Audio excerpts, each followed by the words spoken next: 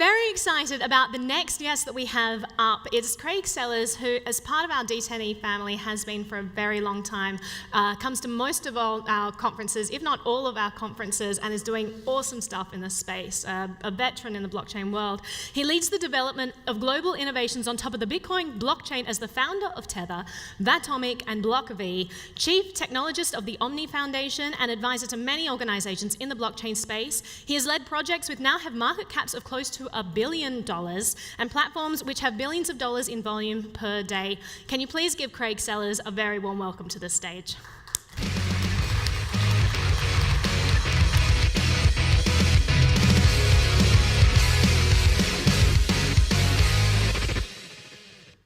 Oh, good afternoon, Tokyo. I'd like to give a round of applause to Mike and his team at D10E for putting on yet one more amazing D10E show. I get so excited, I'm going to throw the clicker. So I'm going to start here by talking a little bit about the philosophy behind blockchains and where we're headed next. The idea is beyond assets, where we're coming from today and where we're headed. And I start with the question of what is a blockchain? Now, we're all here because we care about blockchains. We care about decentralized and distributed ledgers.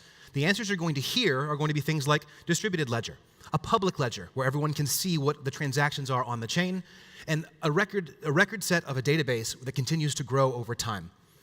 Now, a blockchain for me has two particular primary innovations. Okay, this is where Satoshi's genius came into effect. The first one is this concept of digital scarcity. So in the real world, everything is in fact scarce. There's only a certain number of these clickers, certain pairs of shoes, certain numbers of us in this space. Now, in the technology world for the past 50 years, you never had scarcity. You actually had the ability to copy something of data 1 billion times. And so you couldn't actually put value on something like a digital song because it can be copied an infinite number of times, and every single instance didn't have value. What a blockchain now provides is this concept of digital scarcity, where, as an example, Bitcoins will only ever have 21 million tokens. You actually know algorithmically what these things are. Now, the second primary innovation of blockchains is the idea to assign ownership. Now, a blockchain does one thing primarily well outside of digital scarcity, which is protect the assets and the value and the ownership that you yourself hold, which is if you have the private key, you are in complete control over that asset. So these two aspects are what make a blockchain and give them actual value. So we started with algorithmic tokens, things like Bitcoin, Litecoin, and Ethereum, where in the code it is defined exactly how many tokens do exist and will ever exist. And so unlike a central bank that can keep printing money sort of at their own whim or by committee, every user, every participant on the network now knows for a fact exactly how many tokens will ever exist. Okay? That lets the idea of supply and demand completely rule the economics of a blockchain. So I've got about 10 different attributes here, the first 5 of which apply to any asset that exists on a blockchain. Okay? The next 5 are where I see this world going, and I give some examples of what those might be.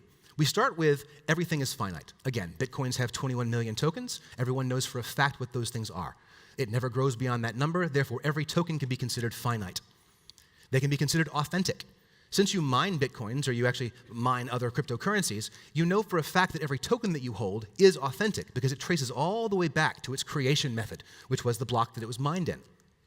You've got tokens that are transferable. Again, if you have the private key, you have complete ownership and ability to transfer the ownership of that token, of that asset, to someone else on the blockchain. It doesn't require an intermediary, no third parties are involved. All you're doing is broadcasting a message that says, I now transfer this asset to the next group. They're possessible. Once you receive that, again, you have complete and total control over that asset for yourself because you're the one that has that private key. You're the only one that has the ability to make changes to that asset. It is now possessible by you. It is a bearer asset. And they're also traceable. Being on a public network, that means that every exchange that occurs, either on a decentralized exchange or just through transference, everyone can see where that token goes and where it came from. So you can look at these things as a balanced network. This is a terrarium. This is a fully self-contained ecosystem where you've got bacteria, carbon dioxide, oxygen, plants, etc., and soil. They're, in essence, decentralized. Everything plays its own role. There's delegation. Each group has its own responsibility. There are checks and balances in an ecosystem along these lines. The system is completely contained and therefore autonomous. And all of these things make this an entirely self-sufficient ecosystem. So I'd like to propose a concept that, in fact, blockchains are, in fact, the very first example of technological life. Not biological life and not like artificial intelligence, but think something very, very simple like bacteria. Blockchains are, in fact, living things. And when you create decentralized networks, you're actually creating a balanced system where there is, in fact, no server, no centralized control. It's simply an agreement upon everyone in the ecosystem that there's a certain series of messages that we all agree upon. And that creates, up in the cloud, this living thing that's entirely self-sufficient. And as you can see, a network along these lines has an organic shape to it. It becomes, in fact, self-sufficient as a growing biological, technological ecosystem. So again, we started with algorithmic tokens, Bitcoins, Litecoins, Ether. But then at some point we realized we can start creating arbitrary issuance. We want things like tethers, dollars that exist on a blockchain, equities, securities, property. Now, all of a sudden, through digital scarcity, we can map something in the real world to something in the digital world. Now, all of these things have something in common. They're all, of course, non-counterfeitable, scarce, and they have volatility, but they're all the exact same thing. Every tether is fungible with every other tether. Every Bitcoin is the same as every other Bitcoin. What happens when you actually change that rule and allow things to be different than themselves on a blockchain? We started out with 5 attributes here: finite, authentic, transferable, possessible, and traceable. But now let's add some new attributes to digital assets and see where it goes from there. We started with Bitcoin, mining and proof of work, algorithmic issuance, and then we built Omni, an asset issuance platform on top of the Bitcoin blockchain, a meta layer. Okay? And using that meta layer, we then created tethers, where we could map arbitrary numbers of dollars to tokens on a blockchain. Now, with Atomic and Block V, we're creating what we call digital objects, one step beyond digital assets, where they can be managed scarcity, localized rule sets, and object interaction, where the things in your wallet can now talk to one another. This makes all these assets individually programmable. This is not a smart contract. A smart contract is like a vending machine or an arcade machine that you drop a simple token into, it gets processed, and simple tokens bounce out the other end. This is, in fact, assets that themselves can have code for themselves. Now, imagine a Pokemon Go character in your wallet on the blockchain that if you feed, becomes stronger, and if you don't, will leave your wallet and go somewhere else. Now, all of a sudden, you have interactive objects in your wallet. Now, these objects are also, therefore, combinable. Combinability is simply another rule of the asset. So what if I'm walking around a mall, and all of a sudden, through my augmented reality, I see objects all floating around this mall, and they're puzzle pieces that I start picking up as I walk. Now, a vendor or a merchant can now direct traffic along a mall as I pick up pieces that, when I combine, can turn into yogurt.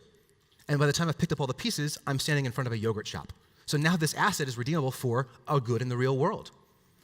They're also, in fact, redeemable. Just like this yogurt is redeemable, I can actually add programmability to these objects. I can start sharing these objects, and when I do so, they start growing in value. I can, example, have a free Coke that if I share with 5 of my friends, the bottle itself fills up. And now, after I've made this action where the issuer of this token wants to share this idea, I've now been given the value of that and can redeem it for a real good. They can also be network aware, things that can be listening off the blockchain, oracles per se, where in fact, if I've got something of value, a trading card that sits in my wallet, like a CryptoKitty, and let's say something happens in the real world. If I've got a Jeff Gordon NASCAR collectible card in my wallet, and he wins a race, all of a sudden the card that I hold is now worth more than it did before, because it's now commemorative. It's now representing something in the real world that's occurred.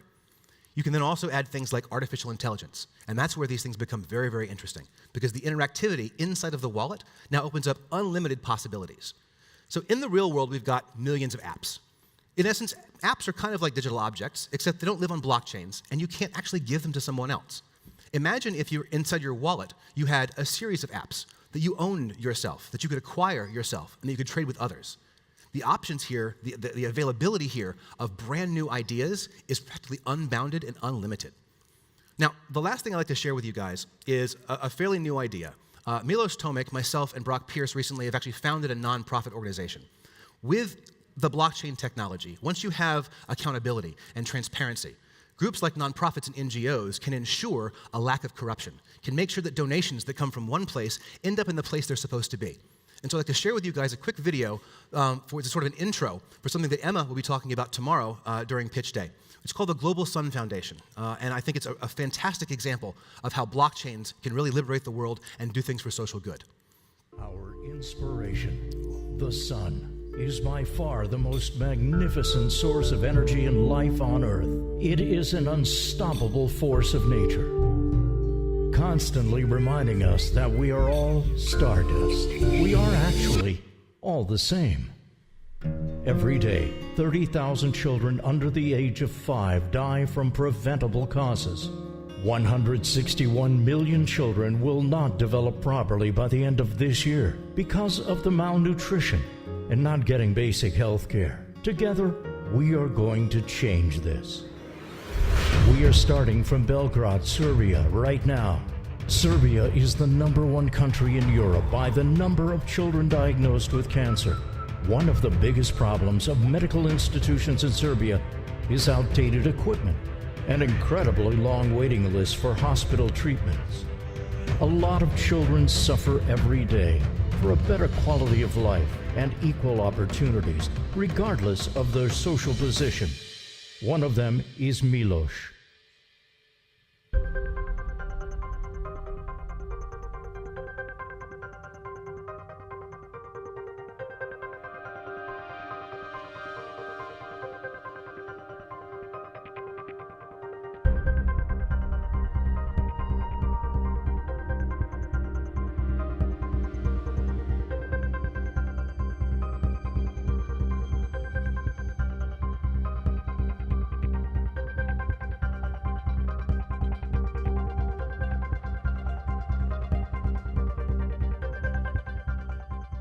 Children like Milos are on the waiting list of numerous charity organizations until they can wait no more. Because of the middlemen, low traceability, weak transparency, micromanagement, bureaucracy, and other common problems, it's often too late to help. The perfect solution for these problems and many others is blockchain. The blockchain has revolutionized fundraising with near zero friction crowdsourcing of funds movement. Why not open a conduit and direct some of that capital towards social good? As a doctor of medicine and a manager in a medical healthcare system of Serbia, I was connected to a lot of kids that were struggling. A lot of them were on some kind of a waiting list for the charities, but quite often that help never came. We absolutely need the Global Sun Foundation, and this is something that, thanks to you, is going to make my life and life of all the other medical practitioners much more profound. Only a life lived in the service to others is worth living, said Albert Einstein. Blockchain is a great thing. It's completely transparent. It's great for humanity. It's great to donate. There are many sick kids in this world, and we can actually heal them. We can't help everyone, but everyone can help someone. So get on board and heal the world with us. Sun Foundation. More than machinery, we need humanity. More than cleverness, we need kindness and gentleness. Without these qualities, life will be violent, and all will be lost. Because under the sun, we are all the same. The Sun Foundation. Let there be light.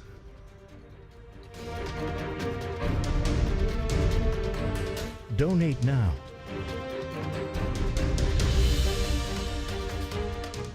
So that's a little bit of a sneak preview for what's being announced tomorrow.